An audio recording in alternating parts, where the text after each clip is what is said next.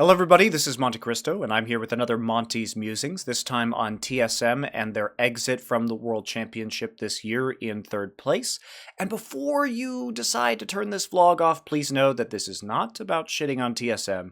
It's about talking about their preparation for the season, the things that they sacrificed, and what that means for the future of competition in the West. To start off, let's dive into really what the expectations were for TSM coming into the World Championship, because I think it's important to frame these topics before we discuss how much of a disappointment they were. I do think that they disappointed their fans and themselves in their placement, but what was actually realistic for them and the steps that they took in terms of infrastructure and practice to get there. Because I really hope that we see more teams like TSM in the future when it comes to their approach for the competitive scene compared to what we see a lot of other Western teams doing. So myself and virtually every other Western analyst and many other analysts around the world had pegged TSM to exit Group D in either first or second place. For example, in my World's Pick'ems for this year, I said that I thought Samsung would take first place, which they did, and TSM would take second place, with Royal in third and Splice in fourth. Now, there were a lot of permutations. If you had watched the Summoning Insight World's Prediction show, some people thought they'd get out in first place. Some people thought they'd get out in second place. And whether it was Samsung or Royal was up in the air as to the rest of the teams exiting the group, or the other team, I should say, exiting that group. And it came down to people's interpretation about whether Royal was going to show up because of their poor performance in the LPL playoffs. Now, Royal's poor performance was troubling, but at the same time, when we actually look at that roster on paper and go down their player list and see the immense amount of talent that this roster had, they have two World Championship players in Looper and Mata. Mata is a World Championship MVP. Uzi has made two finals, and MLXG and Zhao have both showed their chops at different, at times in the LPL.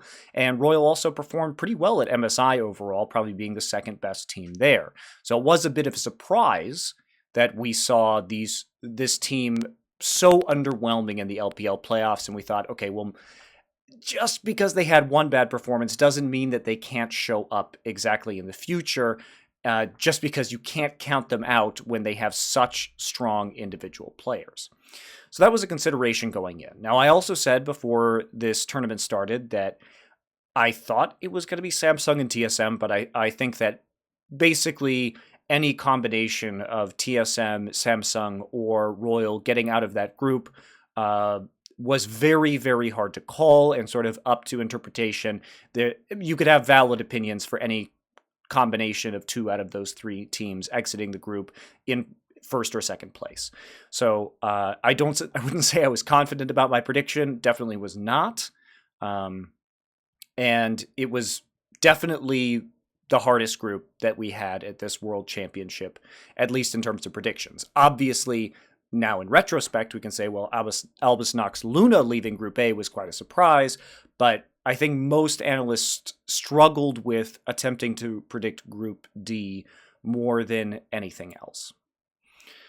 Of course, after TSM's amazing domestic run, where they went 17-1 in best of threes, which is extremely impressive, even though it was in an A, which has historically been a weaker region, there were a lot of expectations for them coming into the World Championship. Now, I do think that these expectations should have been tempered somewhat. They did have a rookie support player, and anytime you have a rookie being introduced to the international scene, you really have to take a step back and ask, okay, this guy, maybe even if he was rookie of the split like Biofrost was, and maybe if he showed tremendous growth, which he did over that period, you got to say, okay, well, in this group, there are a lot of really veteran supports like, Wraith and Mata that may cause some issues for a guy like Biofrost, and you never know if they're going to choke on the world stage. Also, Hanser was new to international competition, and typically NA top laners have not performed, especially compared to Korean top laners, of which there were two in this group. So there were legitimate reasons to think that TSM may not be able to duplicate the performance that they had in NA in the actual World Championship. Now, to this degree, probably not. I think TSM definitely should have made it out of this group. We're not going to go into why here. I want to talk more about their preparation and how this actually has a big effect on what you guys might see from the West in the future in not great ways, especially because of the fan reaction. I know a lot of you guys are really disappointed in the performance of TSM right now, but I think what's sort of getting lost in all the noise is a celebration of their dedication and performance. Yeah, they choked. They definitely choked. They should have made it out. They had some really poor performances on a team and individual level. Their macro game was not up to par. I think it was easier for them in NA to macro because they were consistently getting leads and the macro in NA wasn't good as a whole. So when we saw them going into mid and late games at an even gold total or a deficit, they were not able to make very good decisions, and that certainly contributed to their downfall as well. But what did TSM do? So if you guys have watched my other vlogs, you'll know that I talk a lot about, when I discuss team revenue, that Western teams are highly reliant, in fact, almost entirely reliant on sponsorship. Now, there's not very many other ways because these teams do not have equity or any kind of revenue sharing in the league, so they don't get a cut of league sponsorships. The cut of in-game content as it stands right now, even though Riot ostensibly will be increasing it next year through some skins or rewards or whatever they've said they're going to do, which is great. But as it stands right now, the summoner icons are basically shit. You don't get very much money from that. So effectively, your only two revenue streams are sponsorship and merchandising. Now, sponsorship is the vast, vast majority of this money. TSM probably, I would imagine, gets a pretty penny from merchandise as well, but still we're talking about overwhelming majority being sponsorship. And one of the most important factors, if you're a team owner to this sponsorship, is that you have a big streaming network. Streaming numbers are extraordinarily important. So when we look at TSM, one of the metrics that they're giving to their sponsors is they say, we have this network of streamers. We can distribute your ads, your links to your products, your logos on our overlays to our entire streaming network. This is the number of impressions that we get. These are the number of viewed hours on Twitch that our streamers provide. And this is how they sell these sponsorships. And these sponsorships, in turn, are turned into salaries for the professional players. So it is very, very important that they receive these views and then they can turn that into money so that they can get the best possible players. Now, this also means that players are going to have, in most contracts, streaming obligations where they have to stream a certain number of hours per month. And what I commend TSM for doing this season, I don't think that many people are talking about this, is that they decided that they were not going to stream as much. In fact, they were going to drastically reduce their streaming. I think if you look at guys like Bjergsen and Doublelift, who are two of the most popular and lucrative streamers on Twitch, you'll notice that they really haven't been doing a lot of it in the summer season. There was a lot more in the spring season where they weren't quite up to par. Yellowstar wasn't really working with the team. There are synergy issues with the new roster and performance issues with certain players. But they decided that they were going to take the route of being competitive instead. And when they lost to CLG in the finals, I think they took a look and they said, okay, well, we're going to try and turn this around. We're going to bring in a full-time sports psychologist and weld into the team. And I'm not going to discuss Weldon's effectiveness. I hired him for Renegades to work with my players. My players and coaches appreciated him. I do think there's value in sports psychologists. But they made a big decision to actually help move Weldon and his family from Finland to come to NA. And they said, we're not going to stream as much anymore. And I know from talking to Reginald that they had to bring in extra streamers onto the TSM network to sort of make up for the shortfall. And it was going to be hard. And yes, there is something to be said for if they had had a very good placement at Worlds, that their performance may have earned them more sponsors because they would have been more visible and considered a very good team with a larger fan base, et cetera, which could have gotten them more money. But it wasn't the guaranteed thing, right? We know how popular these TSM streamers are with Bjergsen and Doublelift. The safe bet in terms of money was obviously to get them to stream as much as possible and not have such a focus on the competitive end. Now, TSM also is all in, effectively, on League of Legends at the moment. Their CSGO team right now and their other divisions aren't actually producing a lot of fans or a lot of views on their own. And that's one of the things that made Mark Merrill's statements particularly offensive when it came to TSM, because when we compare TSM to Liquid or CLG or some Cloud9, some of these other storied brands, they have much more diverse portfolios of esports teams, and they haven't spent as much money as TSM has specifically in League of Legends or been as all in. And maybe that was a bad business decision, but they are also the most popular NA team for League of Legends, and they've maintained that by continually reinvesting into this scene. So many of you may not know this, but when I've been speaking to, over the course of the summer season, to some of the other NA teams and players, not only TSM, pretty much everybody was telling me that TSM was the team that was practicing the most. They were going the extra mile. They were scheduling the extra scrim blocks. They were practicing far more than the other NA teams. And I think that really showed in their performance. Again, we can't really know because it could have been a Yellow Star issue. It could have been Hanser adjusting to the team and Doublelift adjusting to playing with Bjergsen when both he and Bjergsen were used to getting sort of the lion's share of attention and gold and carry potential of the team. And sure, some of those kinks might have been worked out by summer. I doubt it's all one factor. But I do think that when we look at bringing in the rookie support player and them going on this ridiculous spree, incredible results in NA, over the course of the season, that we have to say part of that was the changes in their infrastructure in terms of support staff, and they're doubling down on dedication to practice. I think that's probably the majority of it, or over 50% of the reason why they had such good results, in addition to hiring players that on an individual level were excellent, like pairing Bjergsen and Doublelift together on the same team. But they didn't really have to go that extra mile again. So this is something that fans really need to understand, is that yes, TSM failed. Yes, it was disappointing. But for once, we had a Western team that for an entire season said, we are not going to take the easy money. We are super popular. And it's not just the brand. It's not just TSM that this cost a lot of money. It's Bjergsen and Doublelift. Those guys make obscene amounts of money if they are actually streaming on an active basis. And they said, no, we are not going to do that. We would rather win and be a competitive team, which flies in the face of how Western teams actually make their revenue at this point in time.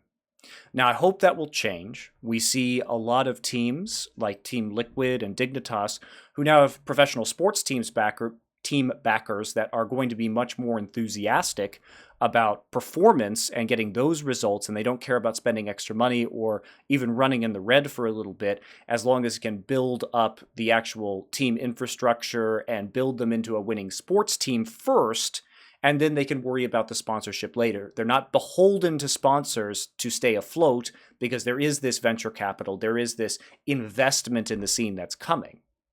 But the real problem that I see with the TSM and the North American fan base right now is that there isn't this recognition that they made this sacrifice. And this worries me because I'm afraid that all the other Western teams and even TSM itself are going to look at this as a failure. They didn't make it out of groups, even though they basically just dedicated everything to it. And yeah, we could talk about the Korean teams and how they always dedicate everything to it, but they are not beholden in the same way. We'll talk about that in a minute.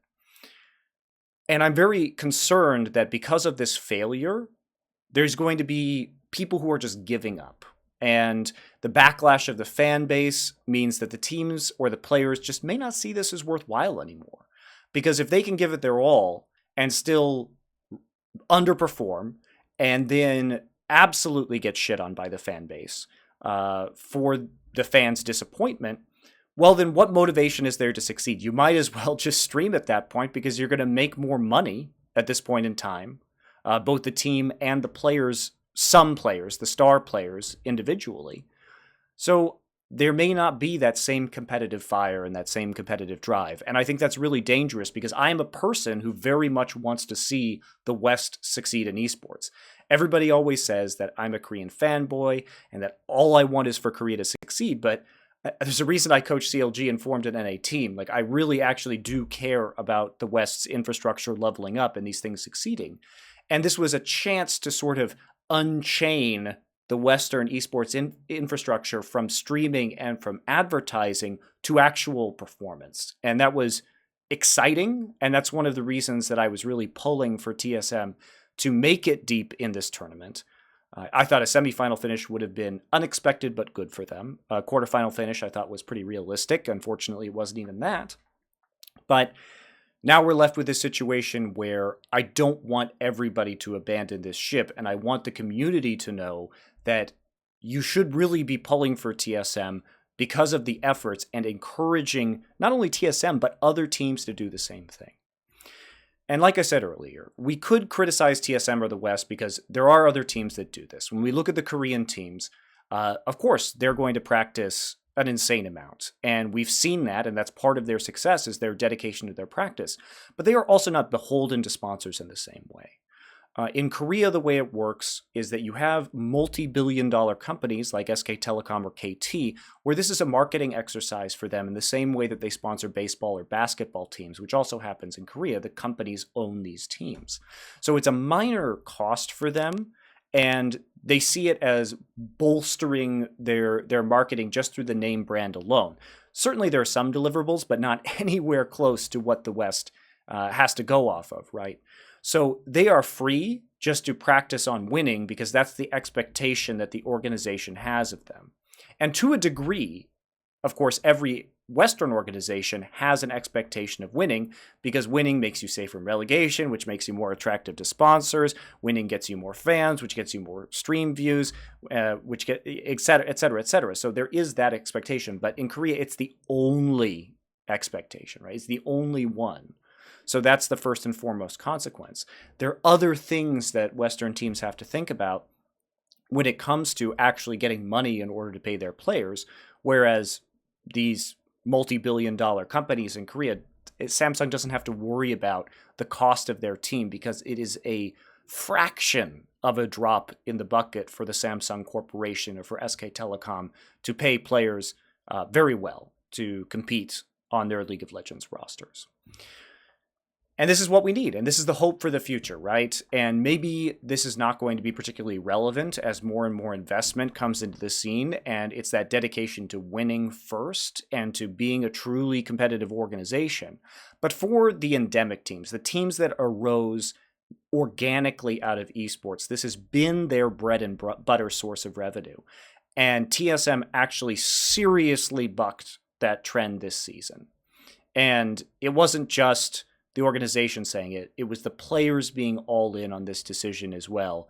And guys, like I said, like Bjergsen and Doublelift, just leaving so much money on the table from their own streams in order to win and to make their fan bases happy. So I know you guys are very disappointed in those results. And I know TSM's fan base is ludicrous. And I have gotten ridiculous death threats today over various forms of social media, which I don't even know what to say about that, and does make me, less sympathetic to the fan base in general. But I know there are also a lot of rational TSM fans out there. And I just think that it's in the service of the community and the service of Western esports to sort of take a step back and recognize that, yes, TSM failed. They did not meet anybody's expectations of them. Analysts all around the world agree that this was a pretty poor performance, and we can get into that at a later date through actual game analysis. But regardless of whether they failed or succeeded, there is something to be said for a risk that they took from a financial perspective in order to get to the point and the point of practice that they got to. Did they nail it? No, maybe they should have spent their money in different ways. Maybe they could have added some more coaches or whatever, different coaches, the same coaches with more analysts. I don't know exactly what their infrastructure is that they could have done better. But it's all a learning process in a very new industry. And at the end of the day, I think that we really need to applaud TSM for the attempt that they made to be the most competitive team possible and really to double down and emulate the practice regimens that we've seen from some of these Eastern and particularly Korean teams in order to challenge them on the biggest stage that League of Legends has. So before you guys get even more salty at the players or at TSM as an org or at their results, just think about the sacrifices that these guys made. And a lot of them are still like young kids in their teens or 20s that they took just to win, not only for themselves, but to make their fan base happy. And let's talk about that a little bit instead of just the unfortunate results. So it's a brief vlog for me, but thank you very much, guys, for listening. And hopefully we'll see some more Western teams, not only TSM, try and take this risk and take this step forward, but let's appreciate it as a next step to continue slowly to close that gap between Korea and the West. So thanks, guys.